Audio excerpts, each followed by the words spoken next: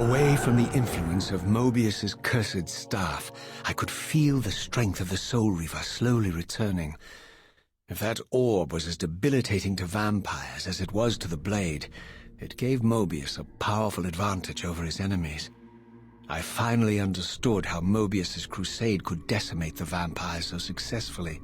If he could immobilize his enemies, they were at his mercy. But why, I wondered, would the staff have any effect on the Reaver?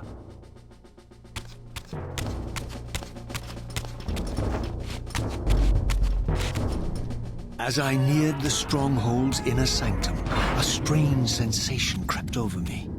An indescribable feeling of displacement, a sense of vertigo, as reality itself appeared to warp and bend around me.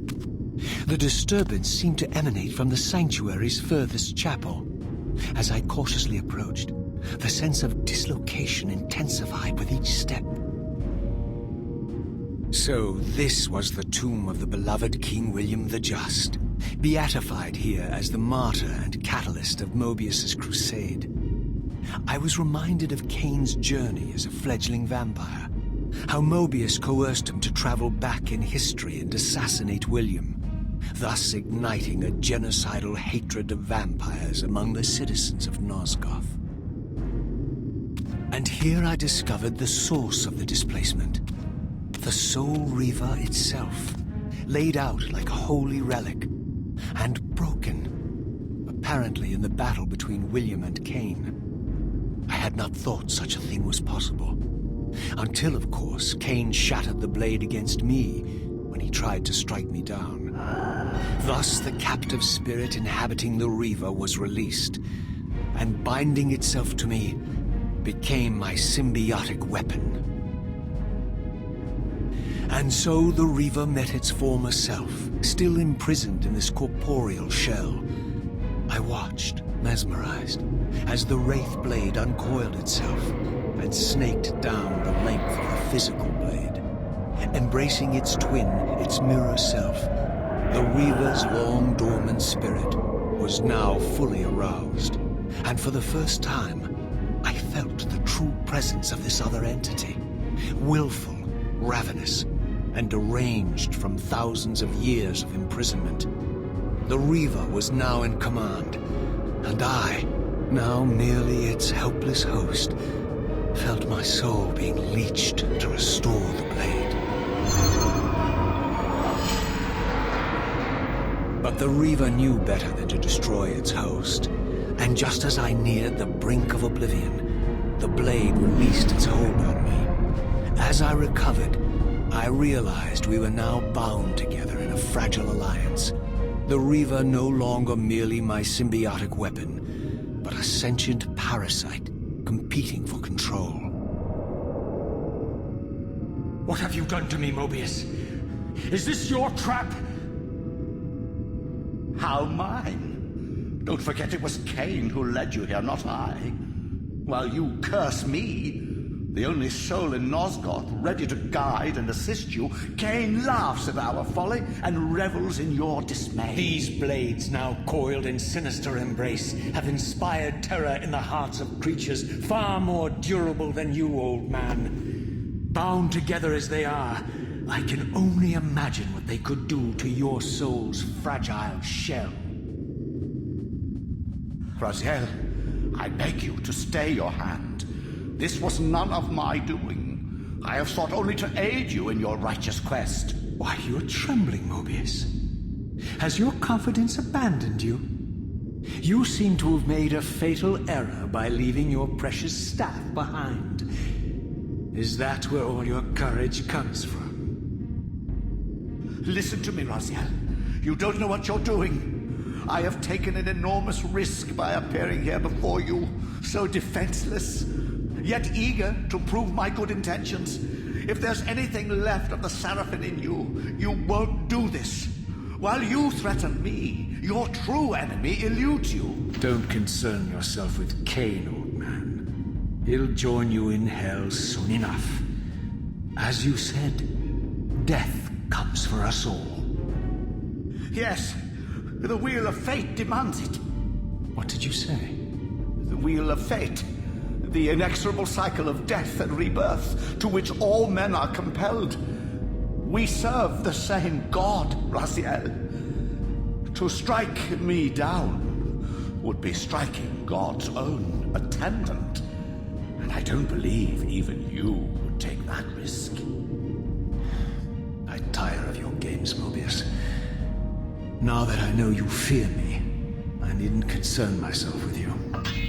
Cain is waiting for me. Go then, Raziel. Seek Cain out and destroy him in the name of the one God we both serve. You, who were once a Seraphim priest, murdered, profaned, destroyed, and reborn again from his mercy. You are now most powerfully equipped to be his agent, his instrument of restoration and retribution. My own vengeance is motivation enough.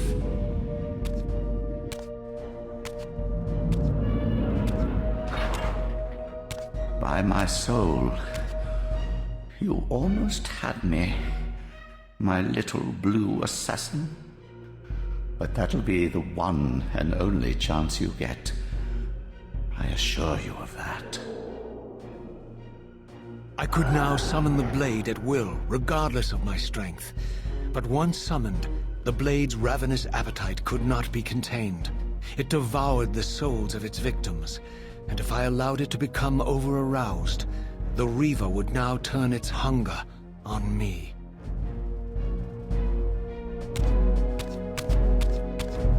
So this was the legendary Janos Audrin, reputed to have been the most ancient and diabolical vampire to have ever existed. According to folklore, he lived high in the cliffs of Nosgoth's northern mountains and preyed mercilessly on the defenseless villages below. His reign of terror ended when the Sarafan finally hunted him down and tore his throbbing heart from his still-living body. This relic came to be known as the Heart of Darkness, and was supposedly imbued with the power to restore vampiric unlife. The Sarafan therefore guarded it carefully, lest the heart fall into the hands of their enemies. But I wondered, could Janos Audrin truly have been as monstrous as depicted here? Or was this merely artistic license by the Sarafan, who sought to lionize themselves by demonizing their darkest enemy?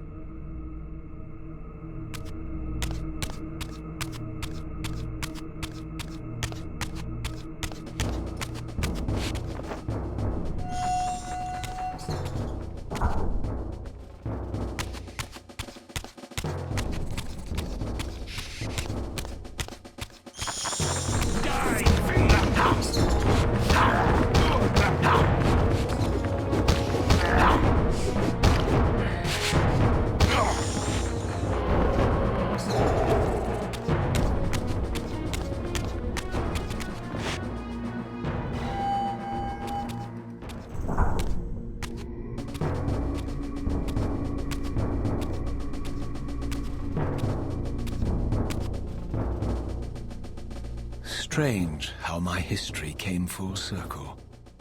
This chapel, I realized, was a memorial to my former Sarafan brethren and myself.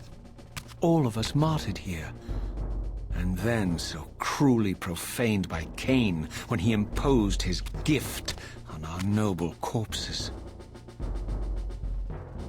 For the first time, I beheld the image of my Sarafan self, memorialized here among my fallen comrades. It tortured me to see how noble and pure I had been, and what a vile phantasm I had become, and a profound sense of injury, of loss and betrayal welled up in me, so overwhelming I could barely contain it. All I wanted at this moment was to find Cain and destroy him.